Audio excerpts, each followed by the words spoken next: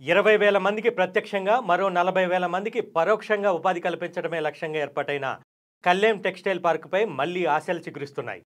జనగాం దగ్గరలో ఉన్న ఈ టెక్స్టైల్ పార్క్కి ఉన్న ప్రధానమైన సమస్యలను త్వరగా పరిష్కరించాలనే ప్రభుత్వ పెద్దల ఆదేశాలతో అధికార యంత్రాంగంలో కదలిక వచ్చింది.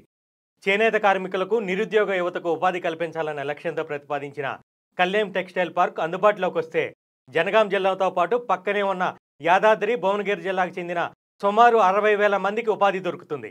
20,000 మంది ప్రత్యక్షంగా, 40,000 మందికి పరోక్షంగా ఉపాధి అందనుంది. జిల్లా కేంద్రానికి కేవలం 8 కిలోమీటర్లు, వరంగల్, హైదరాబాద్ జాతీయ రహదారికి కేవలం 4 కిలోమీటర్ల దూరంలో మాత్రమే టెక్స్టైల్ పార్క్ ఉంది. ఇటు రోడ్డుతో పాటు రైల్వే రవాణా సౌకర్యం కూడా ఉన్నాయి. వరంగల్, హైదరాబాద్ జాతీయ రహదారిపై ఉన్న పెంబర్తి గ్రామం నుంచి 4 కిలోమీటర్ల దూరంలో టెక్స్టైల్ పార్క్ ఉంది. పార్కుకు వెళ్లేందుకు మాణిక్యపురం గ్రామం యువతల నుంచి బైపాస్ నిర్మాణం చేయాలని అధికారులు నిర్ణయించారు. దీనికి సంబంధించిన ప్రక్రియ భూసేకరణ దశలో ఉంది. ఈ భూసేకరణ పూర్తయి పెంబర్తి నుంచి 2 వరుసల రోడ్డు నిర్మాణం జరిగితే టెక్స్టైల్ పార్కు జనగాం జిల్లాకు తలమానికంగా ఉంటుంది.